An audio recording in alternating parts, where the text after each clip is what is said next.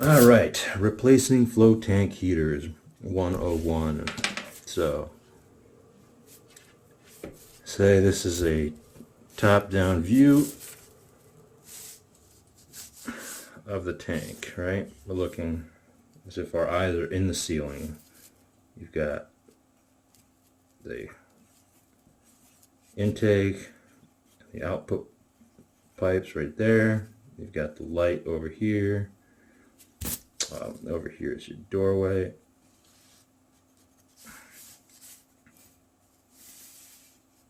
And it's your outside of your tank wall. So you can just kind of push up on the ceiling a little bit to kind of enough to be able to peel the liner back, I believe. Except this part's gonna suck. I just remember this. There are some screws in the top. So this is your tank, and then you've got your wall here, and there's your little crawl space with the little hole that you can crawl through here, and your other tank. Well, you may have to, well, you're definitely going to have to go back here into this little alleyway in the back.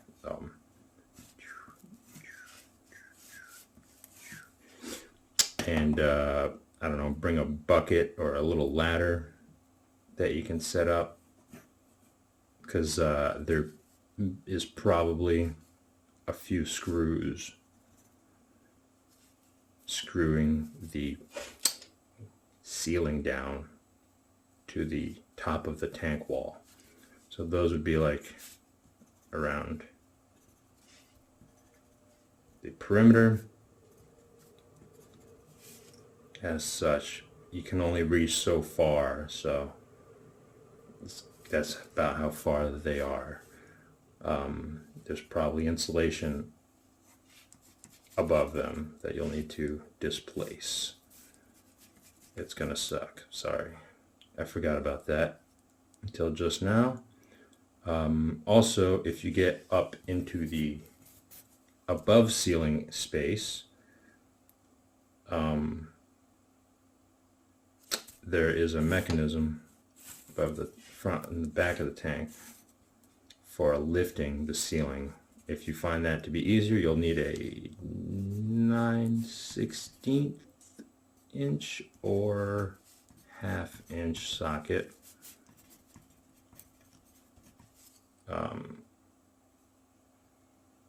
And you'll need like a drill that you can hook up the socket into, because it's like basically what it is just a threaded rod that's attached to the top of the tank ceiling, and a frame that has a nut like jammed into it. So you can basically just by using a drill, and I believe you'll be unscrewing, it'll pull the whole frame up, which will pull the ceiling up. Yeah, if you don't take these screws out, you're definitely gonna have problems with that. Once you get the ceiling unsecured and out of the way, either lift it up or you can just kind of push it up from the inside of the tank. This is, of course, after you empty all the water. Then you'll want to, the liner is glued to the door frame here, very much so, but the rest of it is not. So hopefully you can peel back enough in the middle to get underneath it and access the heaters. And your heaters are going to be, yeah, you can see where they are. It's getting a little messy, huh?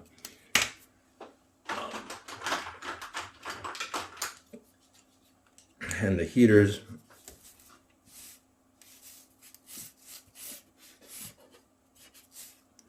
either the wires both route to the same hole, or they each route to their own hole. But I believe they both go to the same hole, because I don't like to make more holes than necessary. typically. So I believe they both go to the same hole. So if you want to put 3 heaters in, I would just jam all 3 in a row like that. You can even go the other way if you like. I mean, it doesn't really matter. They all do the same. They work the same way, one way or the other.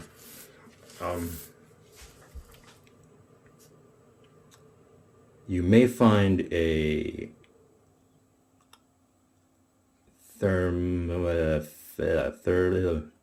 temperature sensor in there taped to the surface of one of these heaters. It'll look like a little black cylinder with a black wire coming out of it. If you find this, get rid of it. It's not hooked up to anything. It was intended as a temperature sensor to monitor the temperature of the waterbed heaters, but it never went anywhere. Just get rid of it. It's not necessary.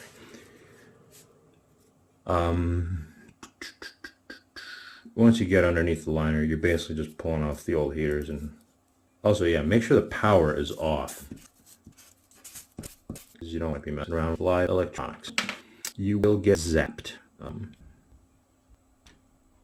What else is there?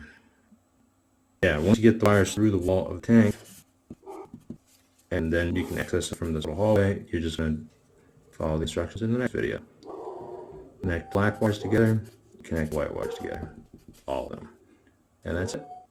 And you put your liner back together, drop your sealant back on, and refill.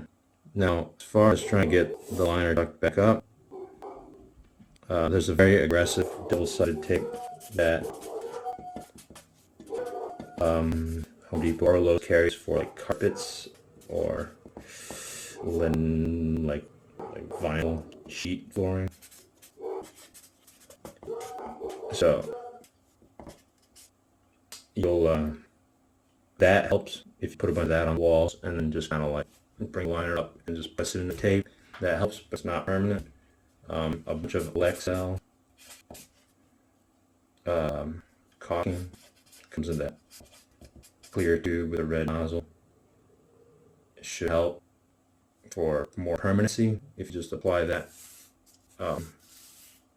around your top, all over your wall, basically press liner into it. And then it's not immediate, but hopefully the double-sided tape does the immediate sticking and this does the more permanent sticking. That's basically just it. Good luck. If you got any questions, hit me up.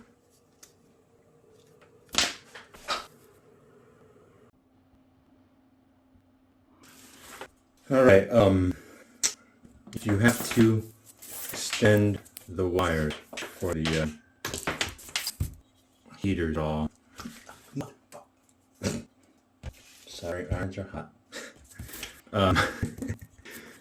Well, first of all, the heater wire, you're going to cut off right at the plug. Plug is garbage, basically. Keep as much of the wire as possible, and using a knife with a sharp blade, you want to cut it right along. I believe it's just 2 wires, black and white. Don't try to hit in between if you can. Just strip the outer shielding off. And then you probably just cut off a length of the wire used for the thermostat that comes with the heater. It's all garbage basically, but you'll need a length of wire that matches the colors for simplicity's sake to extend with. And once you got the wire cut, just kind of open it up. Then you can cut off the extra. And do the same with the other side.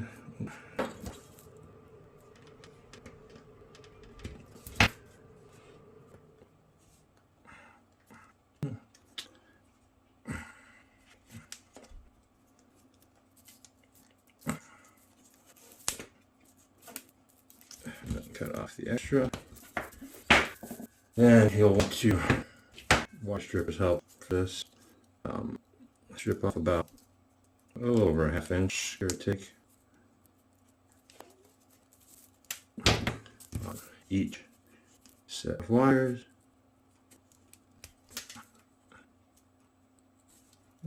Yeah, a little more makes it a little easier. And twist the wires. I find it easiest to twist the plastic covered one and just hang on to the copper strands.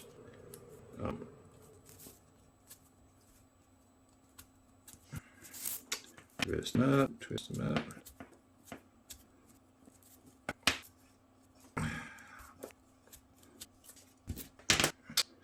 Before you proceed any further, we'll need some heat shrink tubing.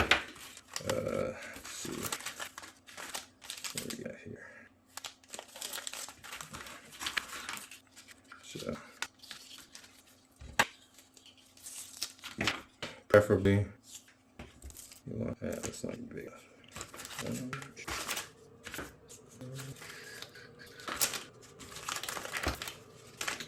Well, I don't have any here that's big enough to go around the entire one, but in the absence of that, you definitely need, these are the most important anyways, come to come about halfway. Such. And those will go. Slip these over. Oh, that's a long.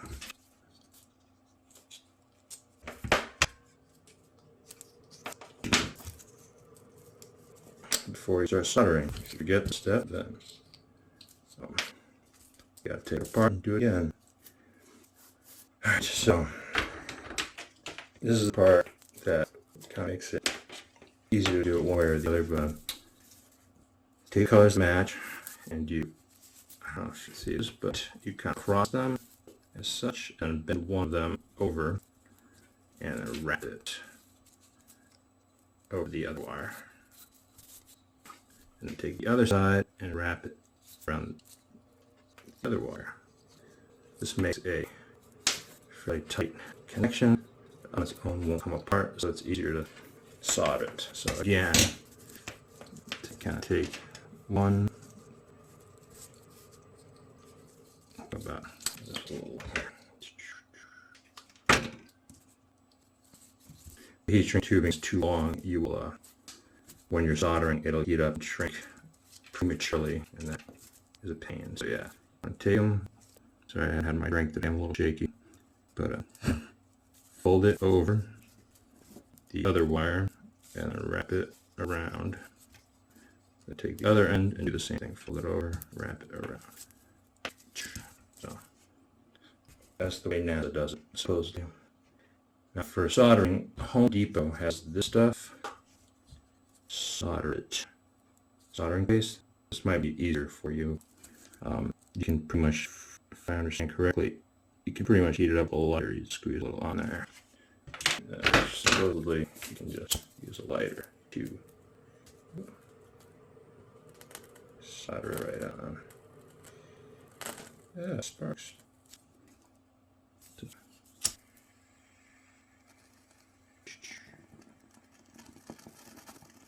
The sparks are from flux that's inside the paste to make the heat better. So yeah, see how that came out? That's perfect for that. Or the other option is to use solder and solder iron and solder. In that case, you just want to heat up the metal itself and then dab the solder onto the wire, not the other way around, because you want the wire to soak into the metal. See how it's soaking in. That's what you want right there. If you heat the solder itself, it'll just kind of glob onto the wire and not work as intended. After that, you can slip your heat shrink tubing over and heat it up with lighter.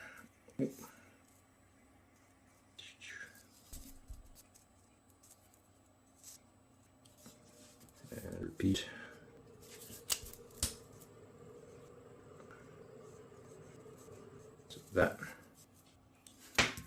good wire connection that won't come apart or loosen or ever fail.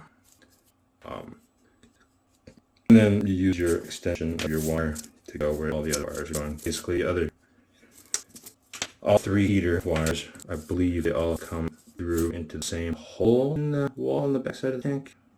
I could be wrong on that, but I think that's the case. And regardless, you just poke them through the wall, and once they're poked through the wall, you just basically are going to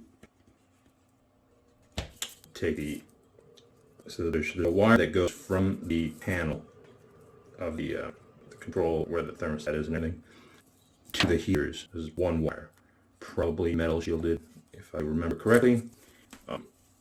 And then there are the wires that come out of the float tank wall that go to heaters. So all those wires, so maybe like